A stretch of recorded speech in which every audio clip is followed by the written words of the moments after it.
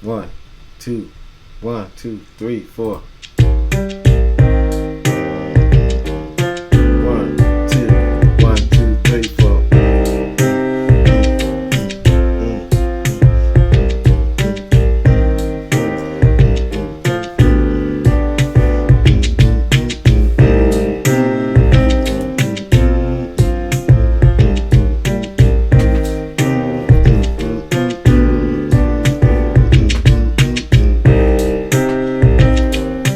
Hey, hey, hey, hey.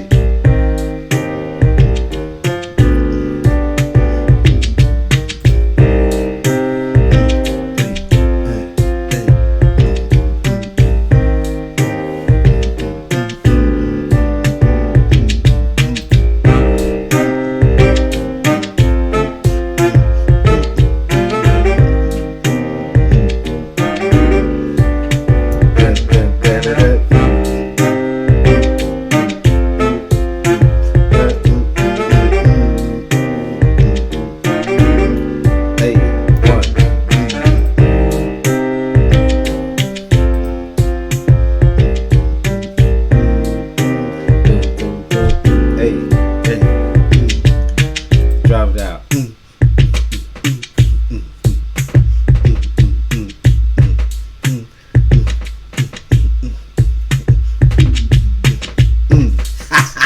Hey, but y'all ain't know I got that music, but hey, all of this is just the beginning. Y'all don't even know how I be cooking up on them beats like that, you know what I'm saying?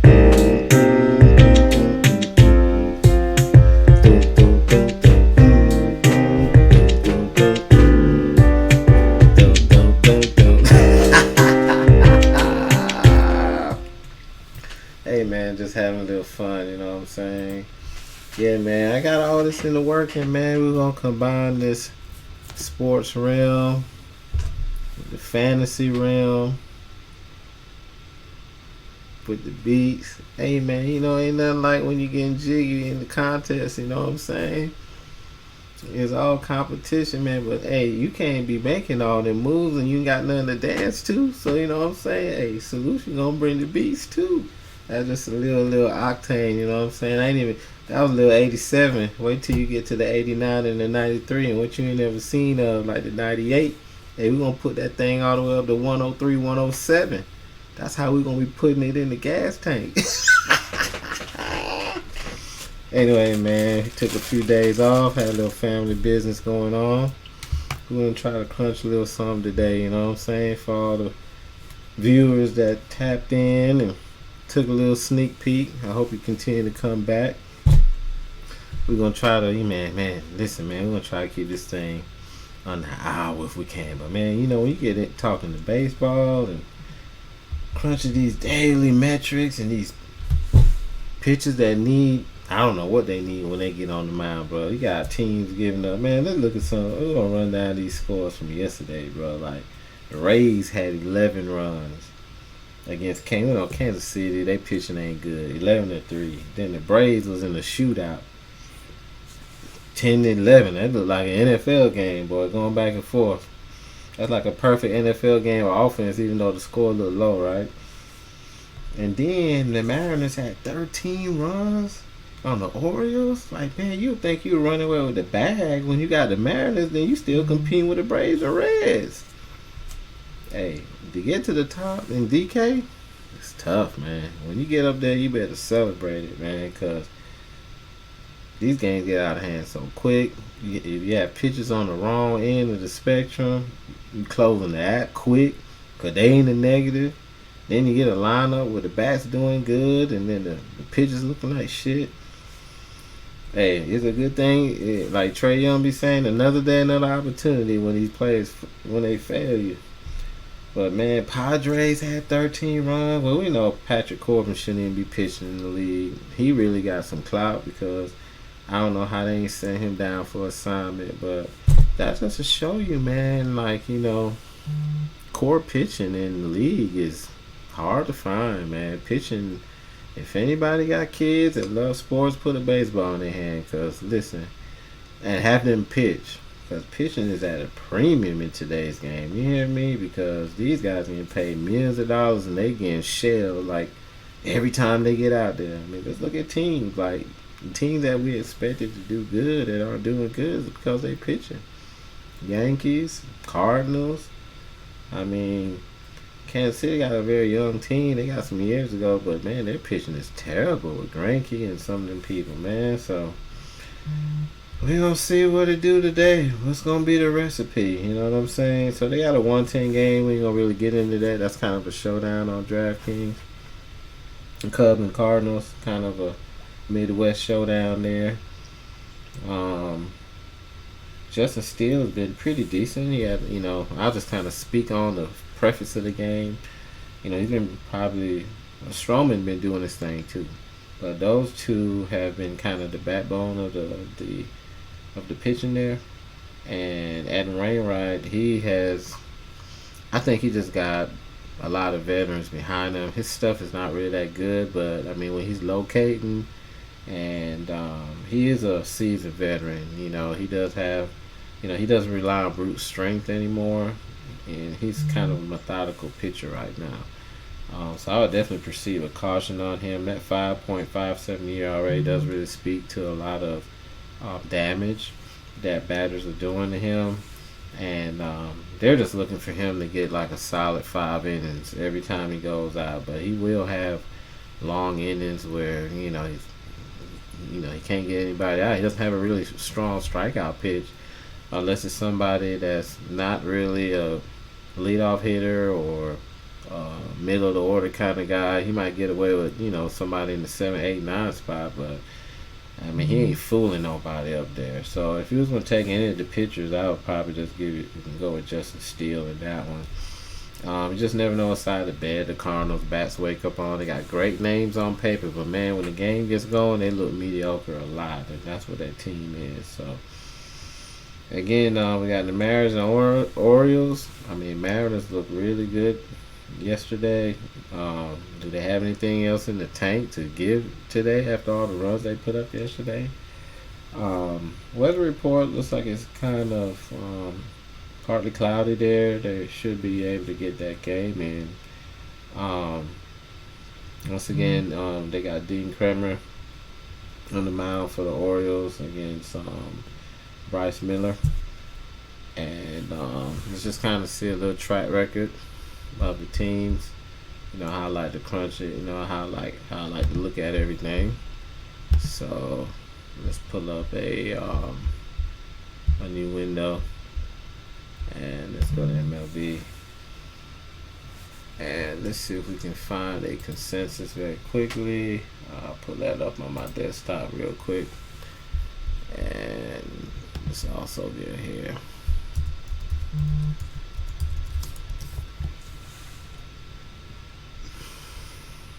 I always got to kind of look at where the Vegas boys are kind of set their sights, man, because everything revolves around the prediction. Everything revolves around the prediction, right? So let's get here. Let's get some things rolling here. I hope everybody's been having a good baseball season. We kind of really relying on baseball until football kind of jumps up, and then that's gonna be a whole nother ordeal right there.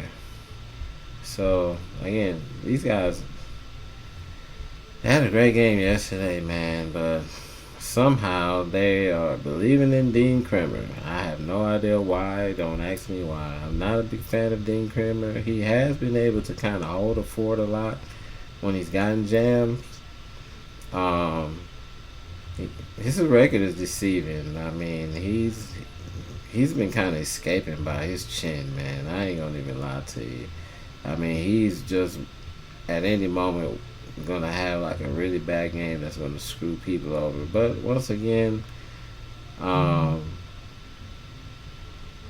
mean, you can roster him. His salary is not gonna be very like one of the top salaries on here. If we go on here, his salary is $8,700. It has been climbing up, by the way. As you can see, he's spot 2, 20 fantasy points performances. And I mean, I gotta give credit. I'm not a big fan of his stuff, but I mean, he has an 8-3 record with a 4.56 ERA. So by all means, he's not pristine. He's not perfect. When he does get in jams, he's able, from a fantasy point standpoint, he's able to come back and get you some strikeouts to kind of alleviate some of his damage. So he'll, like, I mean, he gave up 8 hits against Toronto, but he only gave up 2 earned runs and spotted you 6 strikeouts. So and then he went 6 innings. So that was a pretty mid performance. It could have been worse, but because he's been finding a way to get batters out, that's where his value comes in. Now, Seattle is a very funny team. They got some really good bats. We saw that yesterday. Um, I don't really recommend playing Kramer at all. I know I may sound kind of biased or whatnot, but I don't believe in him. Seattle, as a team, looks very good yesterday. According to this, I think they're just going on Kramer. He's been kind of hard to from Vegas. I guess he's kind of a troublemaker because they know his history. But if people have been betting on him to come out as a winner, you've been doing pretty good. So Vegas has that thing where if you can't beat them, join them. So they got the Orioles at -115. Seattle not too far, 105. Again, look, I mean it's a 9 over under on the line. So this is predicting all offense here. Baltimore is a team, they have a lot of fight. I mean, they got kind of embarrassed the other day. So I think they're gonna come back with some vengeance today. Don't really have any lineups yet. Again, we kind of overlooking the 4 o'clock lineup. Yesterday they had Kalenic leading off, Julio in the second spot, Ty France. Teoscar had a big game, 26 fantasy points. He had a multi-hit game with 3 hits and 5 at bats. Kyle Raleigh, I mean, up and down. Nino Suarez, and these guys, some of these guys didn't even hit home runs and had double-digit fantasy points. So they jumped all over Kyle Gibson yesterday. And Kyle Gibson, again, he's another seasoned veteran, but again, these pitchers aren't human. They're liable to have bad games at any time. So how many runs do I think Seattle can put up? Honestly, I really think they can get about half of what they did yesterday. These guys had 17 hits yesterday, and they're doing this on the road. So I don't know if the weather's going to play a big part in how the guys' mentality is at the play today and everything, but I see a lot of offense in this game. If we look at Bryce Miller, 3.68 ERA, 5-3 record. Again, similar kind of numbers, 27 fantasy points, 25 fantasy points in his last 2 games. White Sox kind of mediocre. Miami doesn't, have a lot of power in their lineup outside of Soler. They do have some really good hitters in their lineup, like Arares, the league leader in batting average right now. And they only got 1 hit off of him in 6 innings, so that's pretty impressive. If we look at the Orioles lineup, they had Gunnar Henderson at the top of the order, Rushman, and Santander, who had a home run, a lone run, it looks of the game. They just had a poor performance at the plate yesterday. Let's just keep it real. Logan Gilbert pretty much shut them down. And once the Mariners got him that 4th spot in the 3rd inning, he got that run support. He pretty much just let everything loose. So, Seattle, they have some aces in their lineup. They have some guys that really could pitch. Now, if Baltimore comes out and they're kind of like still trying to find themselves, it might be a long day for them again today. So I like Orioles. They're not where they are in the division for no reason. They're not playing like the Orioles of old. They kind of mend themselves. I mean, in Baltimore, past, man, they will lose like 9, 10 in a row, but they're well coached. They got some very young players that are hungry. I mean, They got a better record than the Yankees and the Toronto and even Boston, who's even still coming on. But they're 5-5 in their last 10. They're losers of their last two. I think they're gonna give him a fight. I think they're gonna try to give Miller some issues. I don't like any of these pitchers. And you can say, hey, Bryce Miller's pitching well, but I'm telling you, Baltimore's a dangerous team on any given day. So again, there aren't any lineups out as yet. Let's see if we can look at some expected lineups. Again, I'm looking at about a 9+ over under in this game also. So they're looking at pretty much kind of the same thing. Henderson, Rushman, Santander, O'Hearn. Do I recommend a Baltimore stack? I do respect Miller's ability to pitch. I wouldn't probably go full out 5 batters with Baltimore. I do expect probably Gunnar to come back with a better game. Santander's, he did very well. I mean, he hit a home run yesterday, but his strong side is from the left side. This team is funny because you can kind of like focus on the top of the lineup, but even the guys at the bottom of the lineup, like Mateo and Urias and Frazier and Hicks, they can stun you. So if you're gonna go with anybody in the bottom in the lineup, I do like the lefties. Hicks have kind of adjusted his swing. I mean, he had 5 fantasy points yesterday. He's trying to get involved in some kind of way. I do like him at the bottom of the order. So I'll probably say I'll do probably like a 1-3. You could do like a 1-3-5-6. Go with Gunnar, Santander, O'Hearn, Hicks. If you want to add Frazier in there, you can do that now. Or you can go with Rushman. Because if Gunnar gets on base, they're gonna probably let him run. He has good speed. Rushman has good power. You gotta respect him. So Gunnar can be a thorn in Miller's hide if he can't keep him off base. So because of that, you probably might definitely want to do a 1-2-3.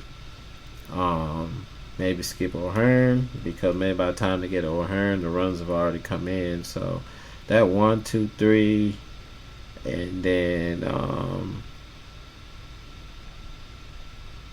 I'll say 6-7. If you want to do a 5-man stack, that would be good. 1-2-3-6-7. Or you can do 1-2-3-4-6. I mean, you just gotta let Mateo beat you. I like Mateo a lot, but his salary is not cheap.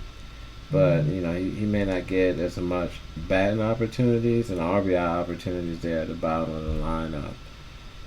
He's just somebody that's gonna just have to beat me at the end. But I do like when Mateo's on, he's on. He's a really strong dude, man. So again, Kramer I think is the second least of the 2 pitchers I like here. Of course, as I've explained, as you guys know, if you follow baseball, if you know anything about Seattle, Julio Rodriguez is a very common name there. He's a very multi-dimensional player. He can hit any part of the field. He's a great defense. He runs the bases. He can steal. His $5,200 salary looks great today. Just to kind of recap what he did. You always want to look at the superstars, right? Because they're the ones that can make it. He didn't have a multi-hit game, but that's another reason for him being at the top of the order. He was one of the he can hit 5 at bats. If they start hitting very well. So they roughed up. I ain't gonna say they roughed up, but I know when they went to the Yankees, they had a pretty bad performance when Castillo was on the mound. So again, these are teams that they're kind of difficult to go like long losing streaks, and they're playing for something. So yeah, man, Teoscar, he was at kind of the bottom of the order in the year, but the coaching staff is trusting him in that cleanup, and he's been making the most of it lately. He was kind of struggling there a few weeks back, but he's really turned it on. You got to kind of have him. I like Raleigh, but again, his 4,500 salary is kind of a lot. When you got other catchers who can get lucky. But with him not being a traditional catcher that bats at the bottom of the order, with him batting like in the middle of the order makes him very attractable, at that 4,500 range. So he's kind of like of a Will Smith or Sean Murphy. Most catchers, they bat 8th or 9th, but when they're batting 5th, you can get lucky and get anywhere from 12 to 20 points. So their whole lineup looks very attractable. You can run it however you want. I mean, honestly, Caballero sometimes play 9, sometimes he leads off, as we've seen. I like everybody in their lineup, honestly. I like everybody in Seattle. If you want to run them back again, even if they may not get 13 runs, their stack is very capable of generating, 60 to 80 points for you against Kremer. So, don't really like any of the pitchers. I like both sides of the batters. Again, over-under proves it. And swing away with that game. It's one of the first games on the docket. But actually, most of these games, I'm sorry. It starts at 4 or 5, but most of these games are going to start 4 or 5 to 4:10. All right, so we got the Yankees and the Rangers. Yankees once again losers of their last 2. And that performance. Their pitching is just atrocious. They just give me a headache. I don't know what's wrong with that damn Yankees pitching staff. They need to start looking at that pitching coach. Somebody's got to be held accountable. Germán was just horrible a couple nights ago. It's just inexcusable for what these guys are getting paid and what they're representing and the kind of performances that they come up with. You're just sitting there just looking at this pitcher just melt down. It's like he's in quicksand and he can't get out of it. It's like he found it, like he purposely found quicksand. So if you get my message, I don't really care anything for the Yankees pitching staff. And now they got the Rangers coming in town. That doesn't fare any better. It ain't like a team you can bounce back with. But hey, the Yankees cannot afford to keep losing games. They're lucky to be, 10.5 back with with Judge being out the way he's been, and LeMahieu's struggling this year. Don't believe the hype of the Yankees. Don't get caught up with them. They're not a team like in the past where you can, put a lot of money on them and get a good return on your investment. Teams don't really fear the Yankees anymore. Until they can really put together a really good winning streak and show people from the top to the bottom of that order that they're serious, they're going to be mediocre all year. And right now, they're projecting runs in this game. They're projecting offense in this game. I don't blame them. I like John Gray, but I don't know. Sometimes there's something about the Yankees, man, that sometimes they got that little 4-leaf clover, and they somehow dominate, pitchers who are favored in the game. But nevertheless, the consensus is 64% for Texas, which I do agree with. Severino hasn't been really much to really talk about. He's 0-2, 6.3 ERA. Again, 9 over under in this game. So if we go over to DraftKings and come off of this, and it is some overcast in this game, but I do expect them to get it in. John Gray is the 4th highest salary player in this game. ERA is under 3, 6-2 record. He has some very good games. Again, he just looked normal. He didn't look superhuman against Toronto. Toronto they're a team you can't really predict them. It's like Toronto. The batters is like you don't know what side of the bed they're gonna wake up on. But it was a wrong day for Gray when he went up against them in his last matchup. He only lasted 2 innings, and that's uncharacteristic of him. It was at home also, and even in that debacle, Texas still found a way to score a lot of runs in that game. So I like him. He's a righty. Rizzo has been starting to look a little bit better, but he's not been himself. I don't know what's going on with Rizzo. I don't know if he needs another destination. In their last game, he got 2 hits. He's trying to wake up, but it's the other people around him. The thing is, one player will do good for the Yankees, and then the other people around him are getting donuts. Like Stanton, I don't know what the hell's wrong with him. Torres, I don't know. Boone is moving him all over the damn lineup. You got Bowers in the leadoff position, and then Gleaver somewhere lost somewhere in the lineup, right? So, and these guys, man, I mean, you're swapping, you're trying to get something out of Oswaldo, and you're trying to get something out of your catchers. And McKinney looks good one day, and then he looks like, he's a grapefruit league player. So, then you got issues with the pitching. They're a headache, man. They're a headache, and I see why they're not favored today. Go ahead and roster John Gray. You can put a Texas stack in there. I mean, that, again, Corey Seager looks very good, of course, if he's going to definitely play. In their lineups, they have Simeon, Seager, Lau, Garcia, Josh Jung, Jonah Heim, Duran, Garver, Tavares, expected lineup.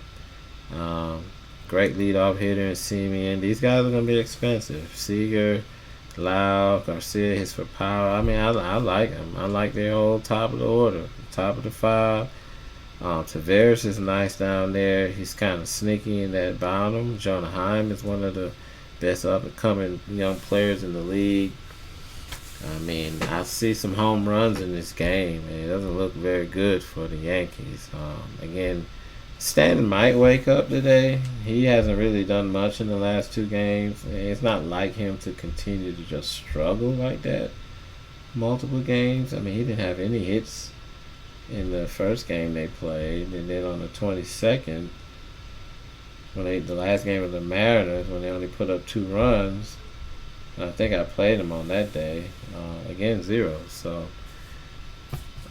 take note of that. I mean, he's 0 for 6 in his last at-bats, but again, I mean, Gray's not untouchable, as you've seen with the -8. He can get hit. I mean, and when you roster power hitters, what you're looking for is for them to give you a home run. That's what you're paying up for. And hopefully they got 1 or 2 batters, if not all, a grand slam possible. And we saw that when Freddie Freeman took Ohtani deep. And I still can't understand that game. I don't know how a player has 33 fantasy points and his supporting cast don't get him no runs. And he gave up a home run to Freddie Freeman and one other run, and he loses 2-0. You mean to tell me your guy come out there and pitch in a gem of a game, had 11, 12 strikeouts, I think Ohtani had against the Dodgers in that game?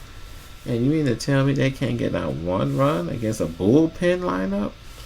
Hey, daily fantasy can make you pull your hair out. That's all I gotta say. So you choose who you want. I'm not gonna go through anything like that. I'm gonna go here, and we are going to we'll just drop OGS in there for now. How about that? I don't like any of those pictures there.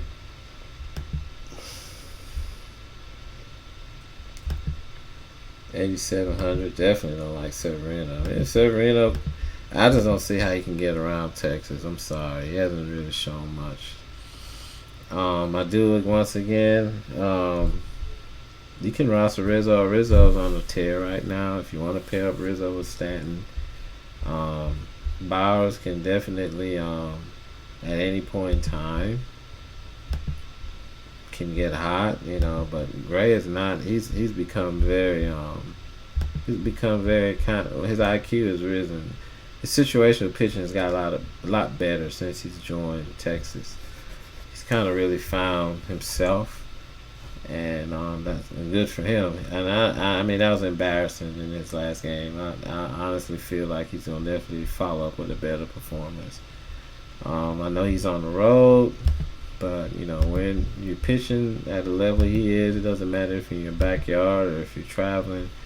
You get the job done. So let's look at that in home games. He has a 3.79 ERA, and that is in 7 games. In 6 games away, he has a .182 batting average and a 2.02 ERA. Big difference. So he's not timid by it, and that's in 6 games. So one less game, but he's still keeping a good track record down the road. That's very impressive. All right, so we go to New York and Philly. We got old Mad Dog on the mound. I called him Sad Dog in his, that game that he had against the Yankees. I don't know what he was trying to prove in that game. I actually rostered him that day. Man, Mad Dog gave up 6 earned runs, and then he comes back with a gem against Houston, and that's what good pitchers do. They're able to put bad performances behind them very quickly, and we have not seen the Yankees do that. Like, they follow up a bad performance with 2-3 more. So Philly is not, we know that they went to the World Series last year. They playing to try to stay up with the Atlanta Braves, who took them to shed. They did get off the snide, and they did win yesterday. They're 3 games over 500.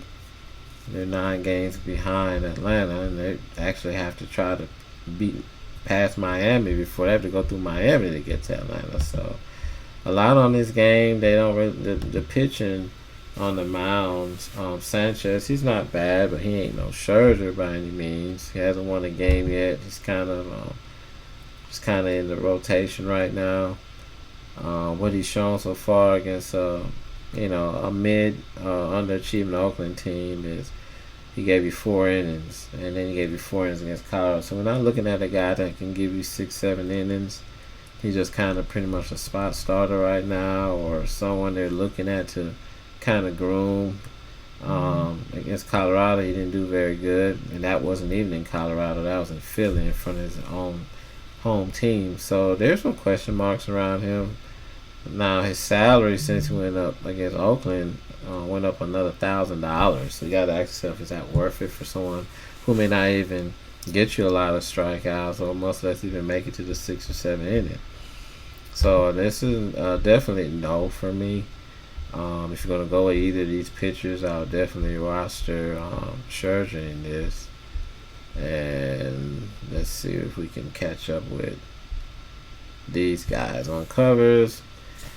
Unfortunately for Philly, they're the underdog, and that's because Scherzer is going to carry the probability and odds in this game for winning on the Mets side. Now, what's very interesting is on covers, it's a 9.5 live over under.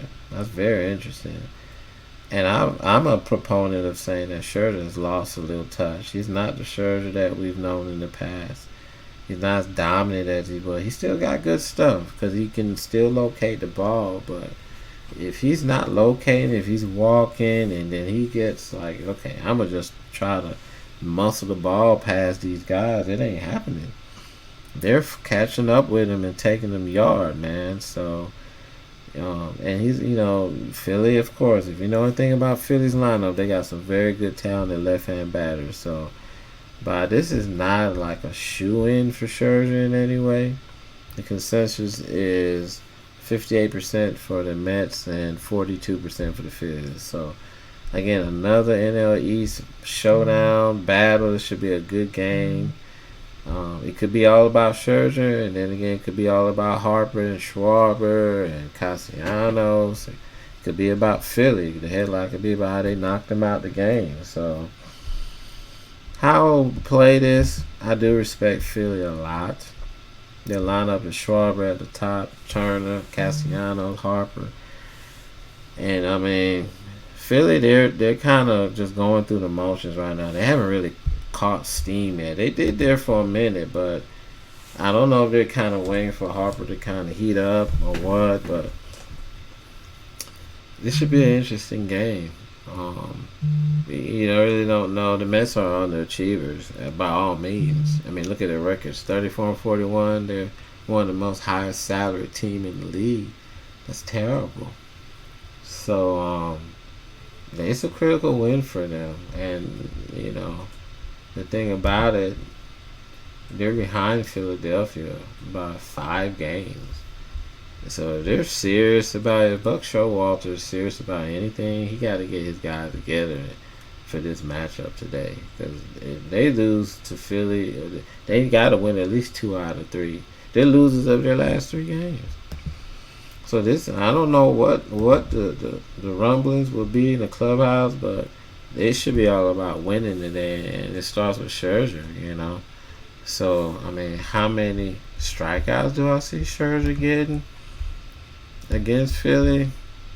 I mean, his last game, he dominated, and that was against the Astros. Again, this is the Astros lineup that doesn't have Alvarez. But he gave up a long ball, but he got to make Ks, man. He went 8 innings, even for his age. Even though some of his velocity is kind of slowed up. I mean, he's still going long innings, 7, 8 innings. So the buy-up is there. I mean, normally Scherzer, man, he can be in the 10,000 range. Look at his 10-8, 10-2, and his salaries went down to 8,800. Again, he dominated Philly at home. Now he's going on the road. In his last matchup on June 1st, he had 32 fantasy points. So, I mean, when you drafting pitchers, you just got to have a no-fear mentality. You just focus, even though they're going against a lot of very, studs. You got Schwarber, you got Harper, you got Real Muto. Again, good pitching will always dominate good hitting.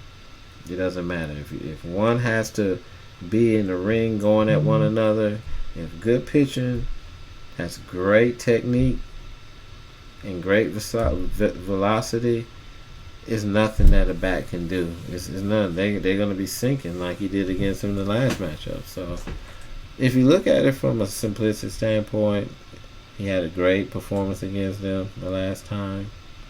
The strikeouts were there. He only gave up 1 earned run. I say definitely roll the dice with him again. Again, when Scherzer does you good, he does you good in a big way. Even if he gets hit with 3 or 4 runs, he easily can get you 8 to 10 strikeouts, and he can still get you anywhere from 15 to 25 fantasy points. He's just one of the few pitchers that can do that. The other guy, Sanchez, I'm not gonna be a proponent of him because he can't. And the thing about that,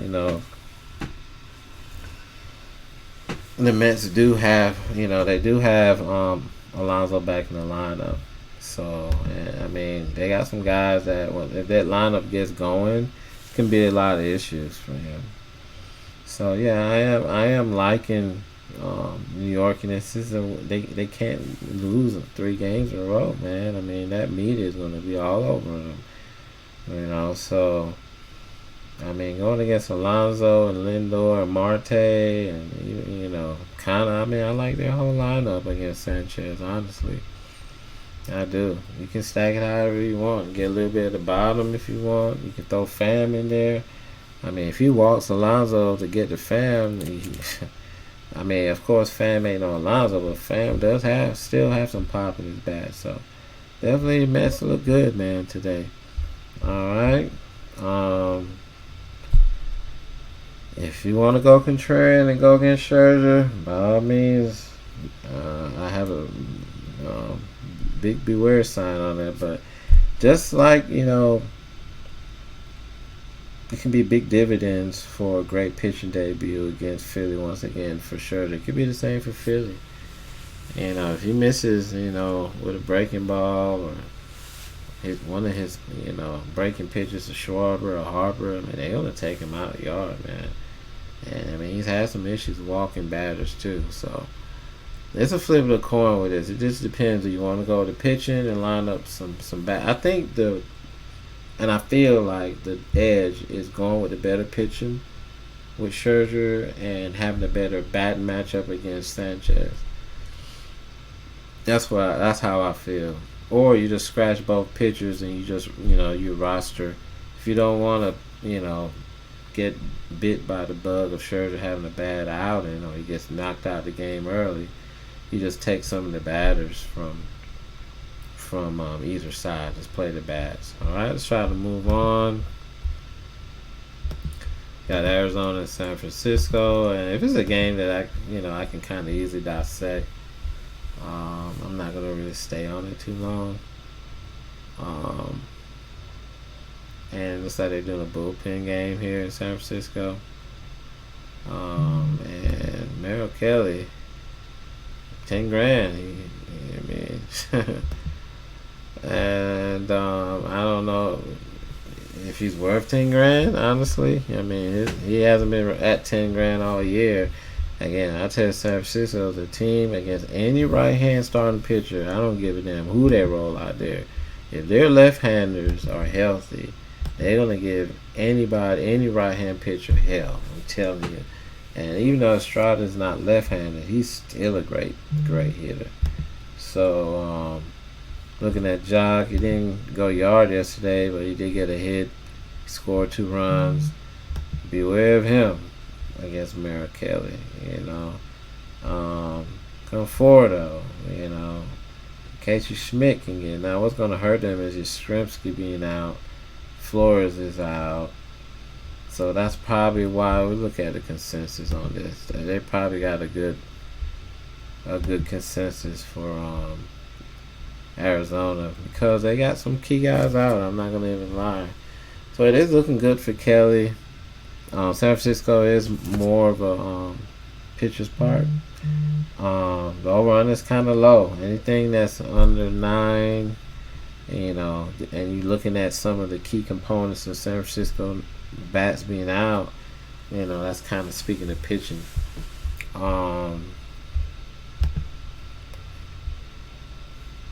If we go over and look at again, this is really no value in pitching for San Francisco. It's a bullpen day, so I don't recommend that. They don't really have an opportunity to go deep in the game. They're gonna probably share maybe 2 to 3 innings a piece before they bring another long reliever in. So don't really like that.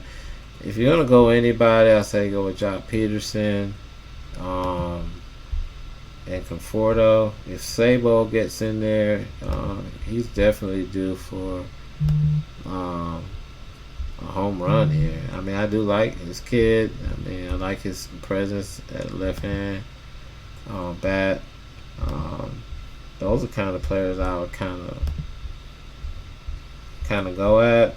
Now, the only thing with this bullpen day, especially with some of these young players, with them seeing a lot of different, pitchers inning after inning, they can't really get adjusted to anything, and that's not a good thing. We saw that with the Angels when they had to go against the bullpen day when Gradwell started. They just looked terrible. They couldn't get anything going. So I do want to kind of put that out there. I do respect Arizona and their ability to hit, but against bullpen days, it's kind of very suspect, man. And let's see how Vegas looked at it again. See, 8 under.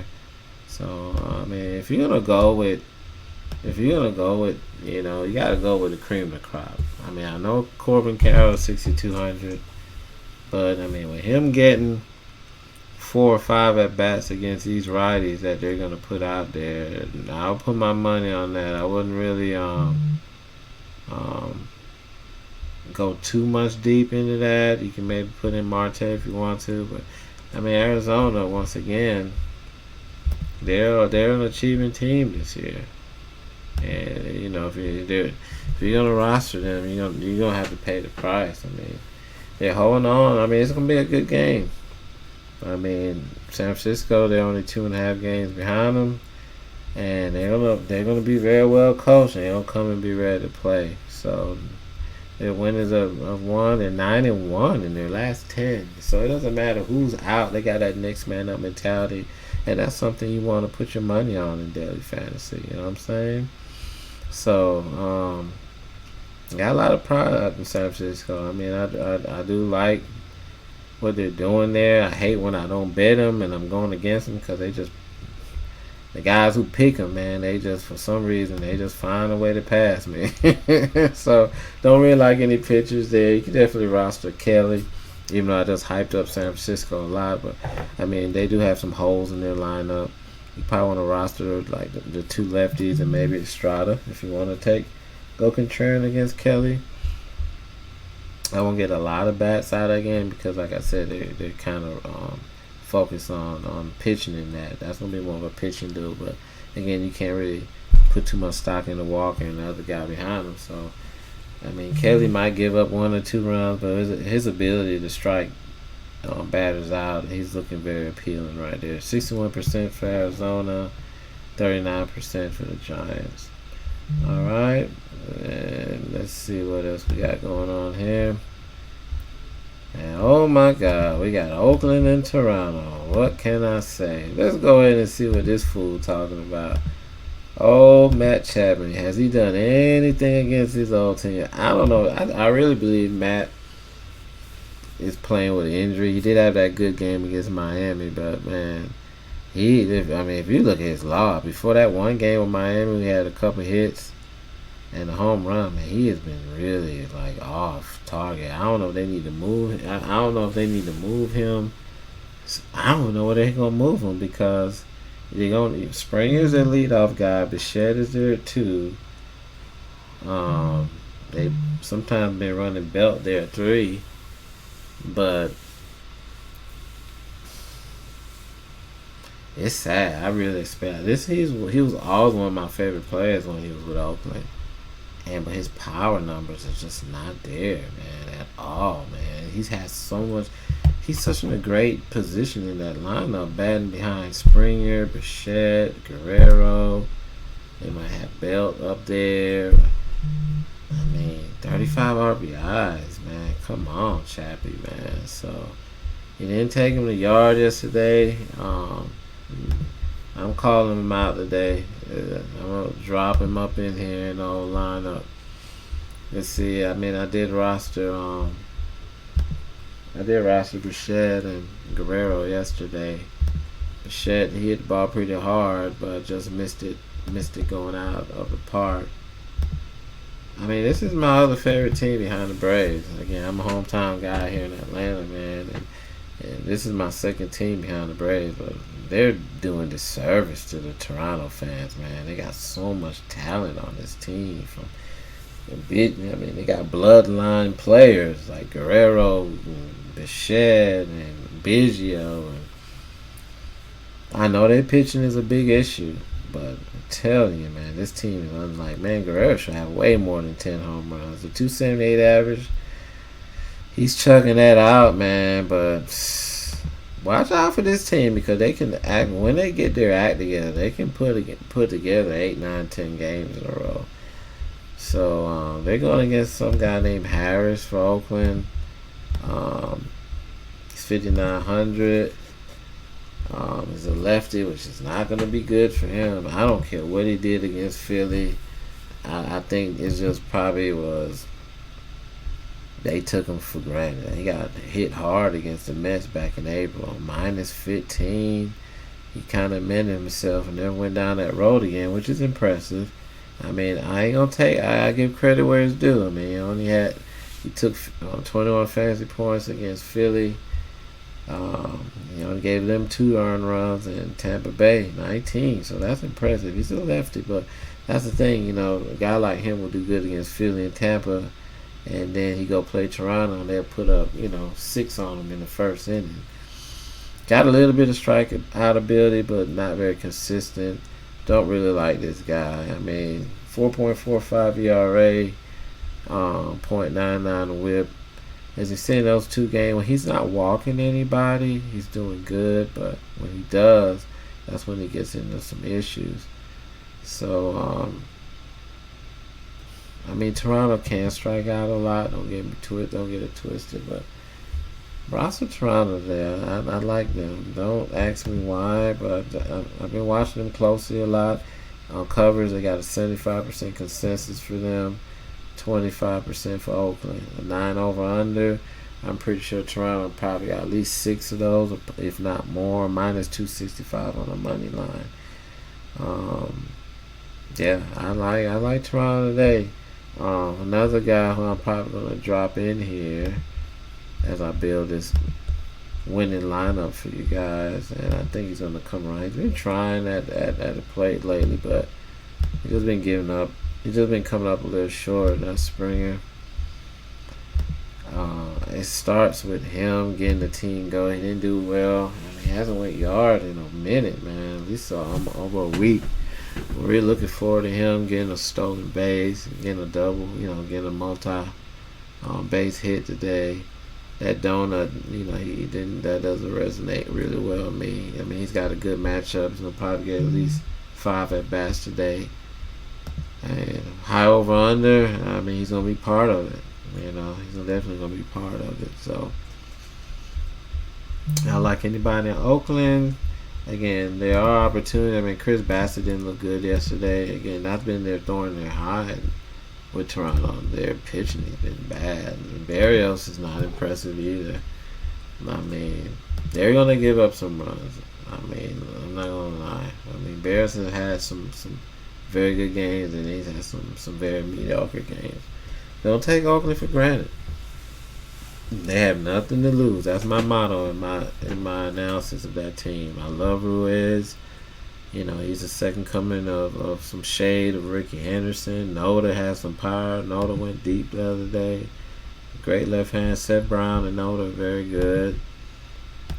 They're sneaky. I mean, they'll hurt you. The thing about Oakland, they're figuring out how to get runners home. They weren't doing that early in the year. But when Ruiz and that top of the lineup get on base, they're finding a way to get these guys home. Bleed had a great day. I mean, they're not a household name. No one's really talking about them. They're talking about moving the team. But these guys are out here hustling. They're out here playing hard. So I love Ruker. He's one of my favorite players on that team. Ruiz is very exciting. Watch him run the bases. Thinking about this guy, Bleed, I don't know if it was a fluke yesterday or not, but I mean, for 2,100, and he's showing you the kind of ceiling that he has yesterday, and he had some double-digit games. That's the thing about Oakland. They're a team that they're going against a team where pitching has been not very good. Their batters' salaries are very low, and if you're trying to buy up and get some of these premium batters that have home run power, looking at Oakland bats is a way you can go. Don't like any of the pitchers. I love a Toronto stack here. You can mix in 2 or 3 players, lower salary. You can get Bleed in there. You can get Rooker in there. Seth Brown, you can get in there. I mean, they got some lefties in their lineup. Seth Brown is off and on. I think Langmuir hit the home run yesterday. Let me see. I know he did. And, I mean, this guy has talent too. I mean, I even was supposed to say you can roster Oakland stack today if you want. And I ain't gonna even front, for real. I have no respect for Toronto's pitching, man. They're a big letdown. Along with the Yankees, they're a big letdown this year. So I like the bats in both of those teams. And if I can pull this up, we got Esteury Ruiz. Go ahead and roster him. Got to roster Noda. I ain't gonna lie, man. I mean, you can probably lay off a rookie even though I don't administer it. But, I mean, everybody in this lineup looks good, man. Everybody in this lineup has potential to give Barrios a hard time. That was the problem with Manoa before he went down, and Barrios, he's right not to knocking on the door. Yeah, I mean, these guys will have 70 pitches by the 4th inning. That's not good, man. So, good luck on that. Just bats in that game, man. I don't like Hogan Harris or Barrios. You just gotta let them beat you, if you understand what that means. Got Milwaukee and Cleveland. I do like Cleveland from time to time. We got old Peralta on the mound today against Cleveland. And this one's kind of tough to call because Cleveland, I respect their lineup. They don't have a lot of power in it.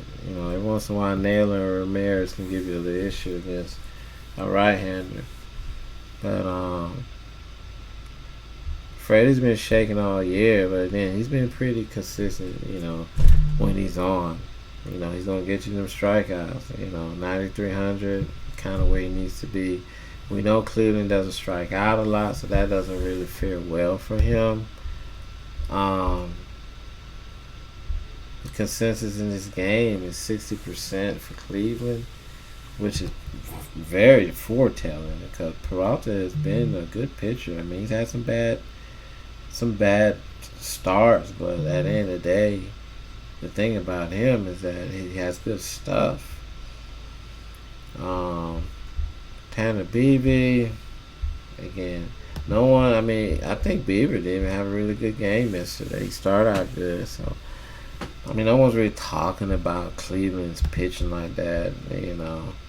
I mean, they got some glimpse of some good things here and there, but 4.05 ERA, 3.32 loss record. Mediocre strikeouts at 51. He's not dominating anybody. He had a couple good games earlier, but if you look at his last 4 games, Minnesota, who's kind of been, up and down all year. He got 12 against them, 13 against Boston. He gave up 2 long balls against San Diego, which is warranted. They have power in their lineup, right? Arizona, he held them to 3 runs, but he gave up 7 hits, and the only thing that saved him was his strikeout. So he does have an out pitch. Without rostering him, you got to roster him with expectation. I mean, he's not going to go out there and just blow anybody away. I mean, he has some issues with these hits. 7 hits against Arizona, 8 against San Diego, 6 against Minnesota, 7 against the Mets, 7 against Detroit, 6 against Colorado. As long as he's not doing this, walking, like say if these 2 walks came in the same inning, that's dangerous, and then you give up a home run, you know what I'm saying? So then you lead to these high inflated earned runs. So these are not the things that you ask yourself, does Milwaukee have that capacity to do that? Of course they do. Of course they do. Of course they do. Milwaukee got Yelich, roster him. Tellez, roster him. Winker is serviceable. Wiley Adames, like, they got people in their line. They're not flashy names, but they can get to a pitcher. Trust me, they can turn that lineup around real quick. I mean, having Brian Anderson down at the bottom of the lineup with Urias and White, that's not a bad 7, 8, 9 at all. So, Quan, again, not a lot of power. I mean, the only person that probably would give him any real... I mean, I like Peralta. I'm just looking at their lineup. It's not very impressive at all. I mean, Josh Naylor's brother, Bo Naylor, I rostered him on his first day up, and he got a hit. He did very good in that game, but he's going against Peralta today, man. I do like Freddie in this line. And I know that he may not get a lot of strikeouts because Cleveland never hit the contact, but again, I mean, I don't really see anybody unless they get lucky really give him a hard time. They're gonna have to run the bases. They don't have to, and then Milwaukee's not Oakland. I know they look pretty good against Oakland, but Milwaukee is gonna they're gonna give them a little bit more of their money. So I don't really like Bibby in this. I don't really like his matchup too much. I don't like what I've seen out of him in his last few games. Again, if you look at the baseball standings, Milwaukee, they relinquished that first place to Cincinnati, who's been playing great. I mean, these guys are 10-0 in their last 10 games. They put up 11 on the Braves yesterday. So, Milwaukee, they got to keep winning. And this is a game that they got to win. If you go over the consensus on this game, bear with me here as I scroll through the madness.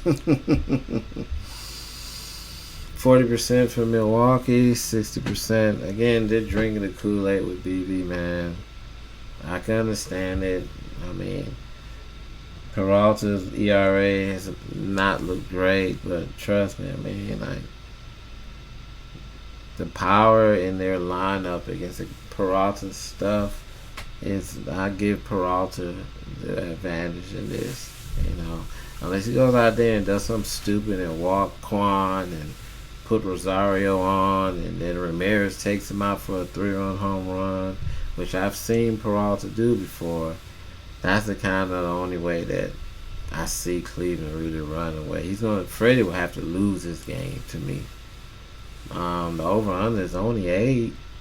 And I'm telling you right there, they're not really thinking a lot of offense. It's not 8.5, it ain't 9, it ain't 9.5, it's only 8.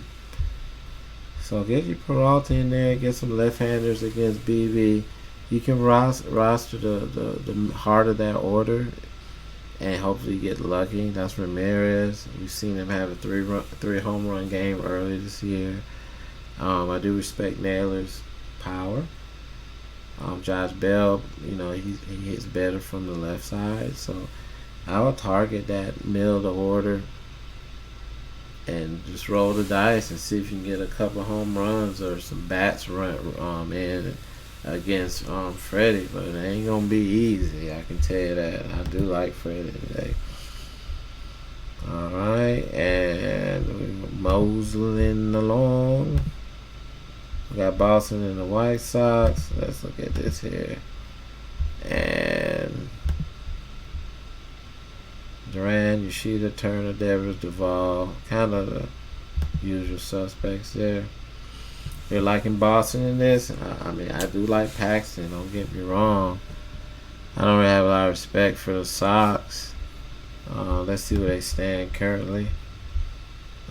They've been playing spoilers here lately, but they're 7 games back behind Minnesota. They're losers of their last 2. So, Red Sox, man, like I said, they got business too. They still at the bottom. That AL East is just tough. They're 40 when they're above 500 now. They're 73 in their last 10 games. They're playing good. Turner's looking good. You know, Devers is getting in there. Yoshida, Duran, like, Boston is a team that if you get them on the right day, they can reward you, man. Lance Lynn has been kind of up and down. Let's see what's been going on with him lately. I don't know if this is going to be a bounce back game for him or not, but I mean, he did do good against Seattle, of course, but I mean, he's been very mid, man. 10.5 against the Dodgers, 2.7 against the Yankees, -6 against Anaheim. He did his business against Detroit. You know, he had 3 20-point games, but he's had, it's like, his nights when he's off is very alarming. I mean, he just gets sucker punched like hard, man. I mean, hits, like, when he's missing bad. And I don't like his matchup at all, man, because for the main reason that man Devers, left-hander, Yoshida, lefty, Duran, lefty, Casas, lefty, Duvall, power, Turner, power. Turner is very good against right-handers. Our roster, Boston lineup, man. I mean, White Sox, sometimes you just gotta accept your fate. You ain't as good as the people lined up against you or across from you in the other dugout. Now, Paxton is left. They're gonna stack a lot of righties against Paxton, of course, but that ain't gonna mean nothing. I'm not afraid of Tim Anderson. I ain't afraid of Adam Vaughn. Lewis Roberts strikes out a lot. Man, I wouldn't be surprised if Paxton get like 8 to 10 strikeouts. I ain't gonna even lie to you. I like him a lot, man. I like him a lot. That .5 kind of interesting on the over/under, and that's kind of telling you like they kind of mediocre. They respect some of the names in both lineups, but they really don't know how Lance Lynn is gonna do, and they don't really know how many strikeouts Paxton's gonna have. Cause if Paxton get out there and he's getting in the groove, it's gonna be a long night for Chicago, man. Minus 115 for the Red Sox. Paxton is definitely the guy. He's a better pitcher of the two. I mean, Lynn still has it here and there, but you just don't know on what day. He's a big question mark. Again, I like the lefties, the plus turnout. I mean, you can run a stack against Lance, man.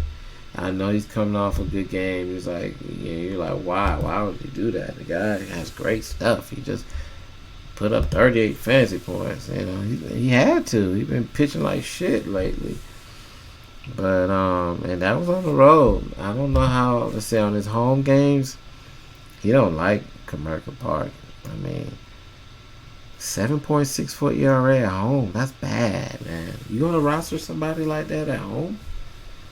33 innings pitched. He's giving up 8 home runs. Like, this guy's been giving up the long ball like crazy. 3 home runs against Anaheim in one game.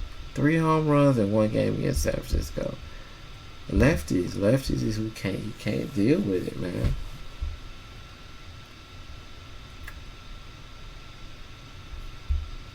Let's see what I looked at now, Milwaukee and Cleveland. Alright, man, so you know how I feel about that one. I don't really like anybody I don't really like anybody on the White Sox, man. If you had to force me to pick anybody on the White Sox,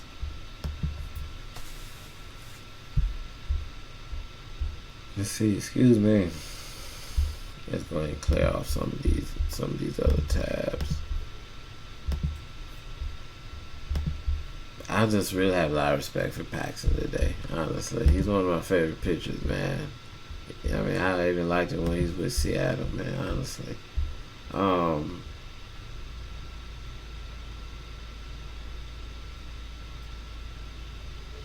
don't see nobody really dealing with Paxton like that on that level, man. I don't even know if Robert Jr. can even get lucky to him. I really don't like anybody. Alright, so move on to that game, man. That's kind of one of the most funniest breakdowns I did. I don't really like it. I got you. Man, don't tell me Chirinos is on the mound. No way. Don't tell me he's going to start. Looks like another bullpen day here for Tampa Bay, as you know. They have some issues with their starting rotation. Kansas City's been looking atrocious lately. This guy, Jordan Lyles, he's not a very good pitcher. 0-11. I'm surprised he got 9 fantasy points. Oh, he doesn't have an out pitch. Tampa Bay is looking dangerous today, honestly, man. I mean, anytime anybody's going up against Jordan Lyles, they're licking their chops, man. Kind of like how Corbin got shelled the other night. Rosarena. These guys are expensive, though, man. That's the only thing. You don't have to kind of buy down on your pitching to get these guys, but the usual suspects, man. I mean, they got some players out. Like Lau is out. Rayleigh is day to day. You got to keep an eye on him. I mean, Josh Lau looks good. 285, batting 11. I mean, you got to get some lefties in here. Of course, one of the Francos look good. I mean, I played Soto and Tatis yesterday because Soto was going back to Washington, of course. And Tatis was due to have a good game. And I just saw it. I saw it right on the wall. And, I mean, both those guys are like 6 Gs or more. Same thing here with Franco Arizarena. I mean, you're going to have to find breakthrough to get them in your lineup some kind of way. You're going to have to roster maybe some of them Oakland guys, but get Tampa Bay in there. If you only got one bullet to put in here, man, Tampa Bay will not be a bad idea. And they're at home. Alright. Don't like any of the pitching because Tampa Bay has a bullpen. And here we go with the Braves in Cincinnati. Did that boy De La Cruz have a good game yesterday? This team, they're probably just a lot of young, fun guys. They all can relate to one another. They all probably betting on who's gonna have the bigger contract by the end of their rookie contracts. Like, this is a fun team to watch. I mean, they went in and they went toe to toe with the Braves, man. That was very impressive, man. But I think the Braves are gonna come back and let them know we ain't the ones to be messed with. So they got the Ashcraft coming back. Don't really like anything about that. I hate pitchers really come back from the DL because even though they may look good in the game for an inning or two, the pitching staff, they're looking at pitch count. But he got a tough matchup today, definitely. Um, Schuster has not been very dominating. He's gotten run support, but he's not fooling anybody up there at all. I would definitely stay away from both pitchers in this game.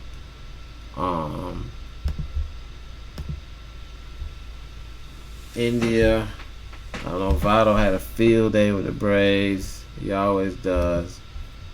India's looking good from the right side. I think De La Cruz is a switch hitter, if I'm not mistaken. Yep. I think he's better from the left-hand side, though. But right now, this guy's playing doesn't matter. You just got to get him in your lineup. 45, man. 45 fantasy points. This guy had 4 hits. Okay?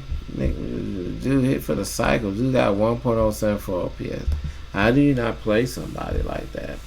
And I want to say the pitcher on the mound, Schuster, he's probably our 5th starter. He's not, 4th, 5th starter. He's definitely not one of our aces. He's just filling in because we got a lot of holes right now with injuries in the pitching. But I don't say this very often, but I see a lot of the same fireworks in this game. I don't know if it's going to be 21 runs. But, man, look at that. Same thing. I didn't even know what the over-under was. When have you ever seen a 12.5 over-under game? There's no pitching in this game. Definitely Acuna is a lock in this game. This is funny. 12.5 over-under in a baseball game. You've got to be kidding me. Why are the pitchers even going out there on the mound? Man, soon Acuna going to be 7 G's, man. 6,500 for this guy. It's unbelievable. He did win deep yesterday, but this guy does it all. Power. He can hit the gap. He get a single and turn a single into 13 points by stealing second base, stealing third base. I don't see how you don't get Acuna in the lineup. Him won the MVP this year. He always amends a loss with a great game coming back. That's what MVP does. They're all to all the Braves guys there. They know everybody's putting money on the Braves. Everybody's playing Braves stack, and you got to be a draft king to know how to get the right guys around a stack situation, and then still nail your pitchers. Cause by the time you put 4 or 5 guys in for the Braves, you're gonna have to buy down somewhere else. Your average pitcher might be around 7,500. And you better hope he don't give up any runs and he gets some strikeouts for you. So, again, Cincinnati looks good. De La Cruz, India.